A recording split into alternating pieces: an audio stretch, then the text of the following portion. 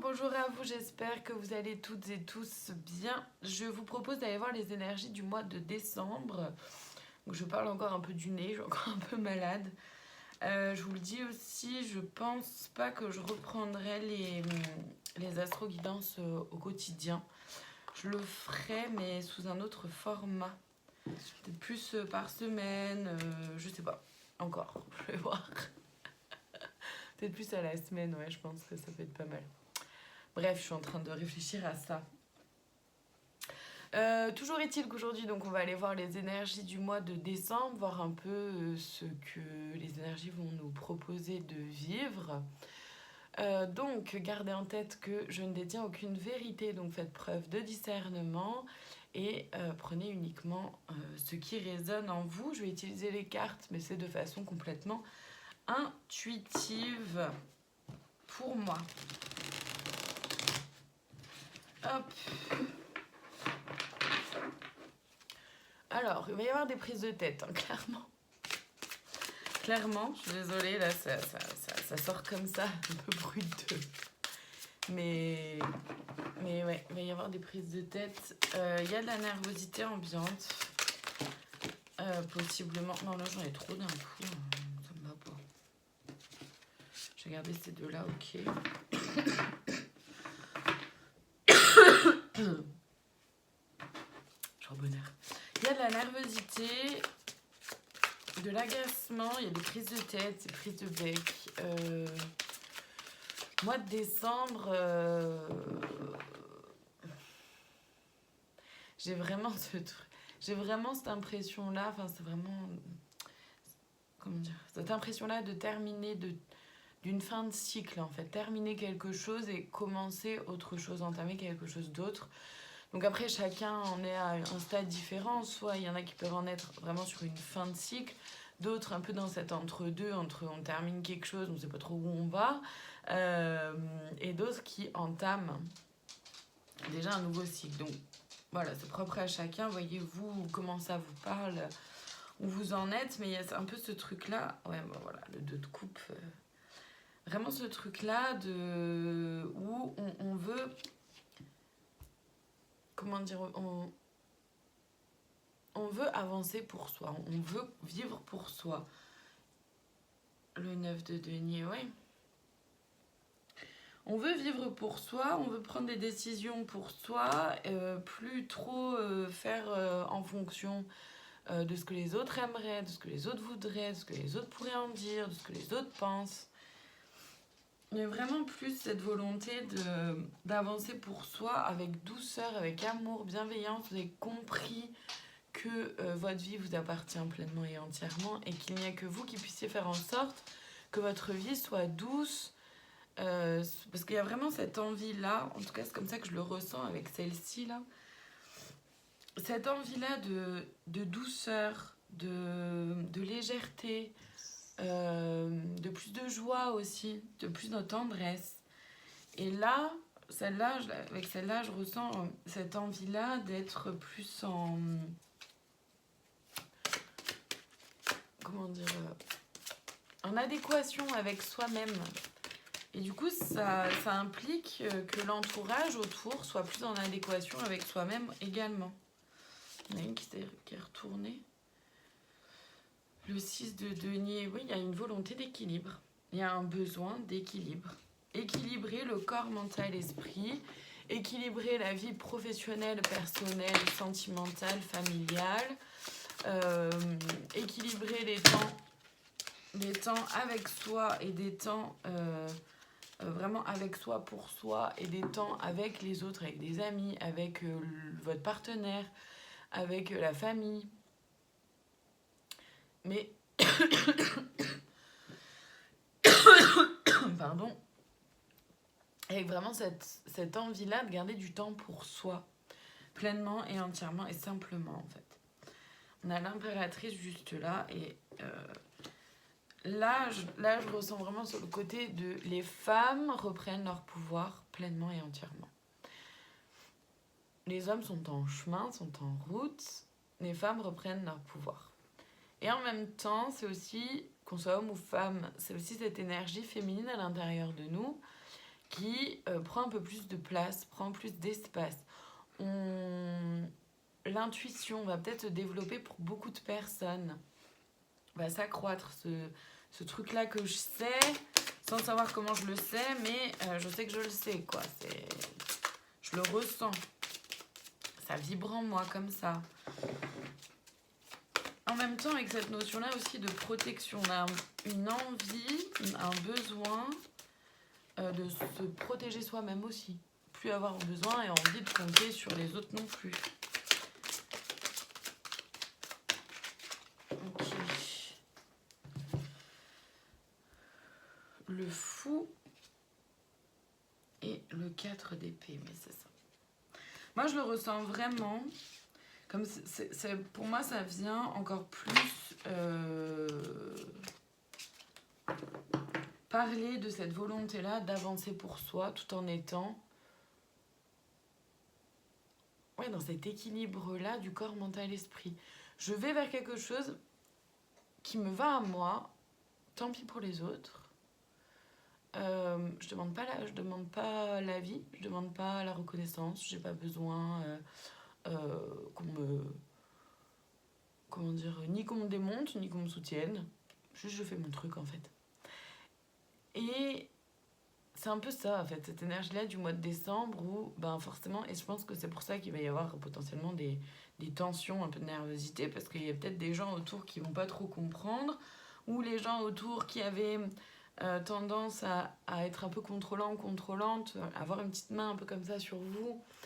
Là, d'un seul coup, ils ont plus. C'est vraiment cette envie-là d'indépendance, ce besoin d'indépendance. C'est vraiment ça que je ressens. Je vais aller voir les défis qu'on pourrait avoir à relever. Je sais pas du tout. Ouais. Là. Okay. Les défis que ce mois de décembre va peut-être nous faire vivre. Donc il y aura plusieurs défis. Ça ne veut pas dire que tous vous concerneront. Hein. Encore une fois, faites preuve de discernement et prenez ce qui résonne en vous. En tout cas, pour ces énergies-là du mois de décembre, c'est toujours plus de positionnement avec un peu plus de force peut-être. Mais parce que derrière, il y a ce besoin et cette quête de tranquillité, de paix intérieure, mais aussi au quotidien. D'être en paix avec soi, en paix avec les autres, et du coup d'être entouré de personnes avec qui c'est doux aussi, et donc et de faire son chemin tranquille, quoi, sa vie pour soi. Donc oui, il peut y avoir comme blocage la dépendance affective qui va ressortir, notamment je pense à travers les fêtes de fin d'année là, où on peut se sentir obligé d'eux parce que oula le coup de bâton derrière. Bon, attention à ça, la dépendance affective, vous le savez, ça peut se jouer pas que dans le domaine du sentimental, aussi au niveau familial ou amical. Il y a un modèle biaisé comme blocage dans le sens où entre qui je suis, qui j'aimerais être, qui on me fait comprendre que ce serait bien que je sois... tout ça, forcément, et qui vous êtes vraiment, il y a un décalage. Mais même par rapport à des aspirations, des envies, et là encore, je fais un lien avec les fêtes de fin d'année, des aspirations, des envies d'un moment simple, de partage, de bonne humeur, de joie, de réunification, d'être tous ensemble, etc. Et qu'en fin de compte, forcément, chacun vient avec qui il est, chacun vient un peu avec ses problèmes, chacun vient avec son ego aussi, son mental, et forcément, ça peut créer un peu de dissonance. Là, les deux arrivent ensemble, donc moi, je le prends comme celle-ci, là, comme un conseil par rapport à ça. Donc là, on voit le partenaire ou ex-partenaire accompagné de l'aide d'un thérapeute. Donc ça, c'est pour celles et ceux qui ont vécu une trahison. Partenaire ou ex-partenaire, c'est autant dans le domaine sentimental que dans le domaine professionnel. Et il peut y avoir une trahison de vécu ou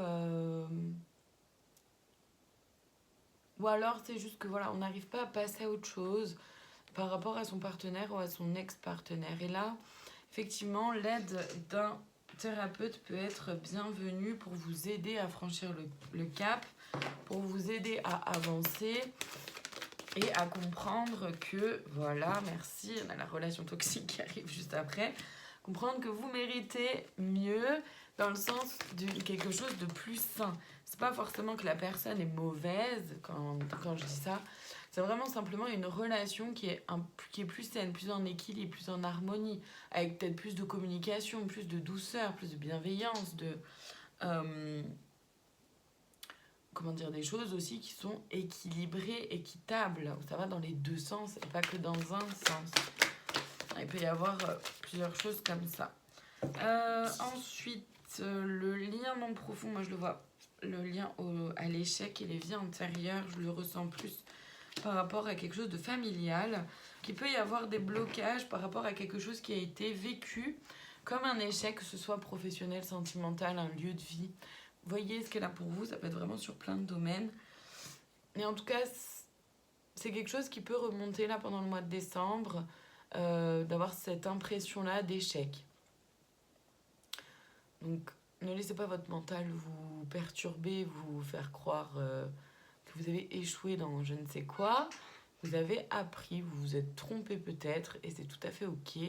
C'est comme ça aussi qu'on avance, qu'on évolue et qu'on chemine, qu'on grandit. Les vies antérieures, donc moi je le vois plus par rapport à quelque chose de familial. Il peut y avoir un blocage familial qui peut ressortir, soit des schémas qui se répètent, quelque chose qui refait surface. Pendant ce mois de décembre, et ça peut être en lien avec le modèle biaisé, voilà, on aimerait pouvoir être une famille comme ci, comme ça, on ne l'est pas, clairement on ne l'est pas, ben c'est ok aussi, c'est important d'accepter qui on est, ce qu'on est, comment les choses fonctionnent, ou dysfonctionnent aussi, et de pouvoir un peu s'en libérer, s'en détacher, avec amour et bienveillance pour soi, mais aussi pour les autres. Je vais aller voir du coup les conseils pour ce mois de décembre pour justement aller vers cette volonté-là de douceur tout en étant en force, c'est-à-dire pleinement et entièrement ancré dans qui vous êtes, dans vos valeurs et d'être vraiment à votre place et de prendre votre place. Donc il y a la subtilité du renard. Là, ça nous parle à la fois par rapport au travail d'être subtil, d'intelligence, d'accord, mais aussi de faire preuve d'intelligence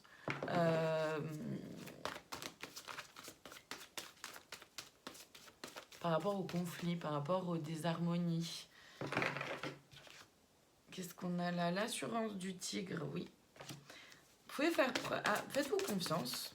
N'ayez pas peur non plus d'être en assurance, en fait. D'être sûr de vous, sûr de vos choix, sûr de qui vous êtes.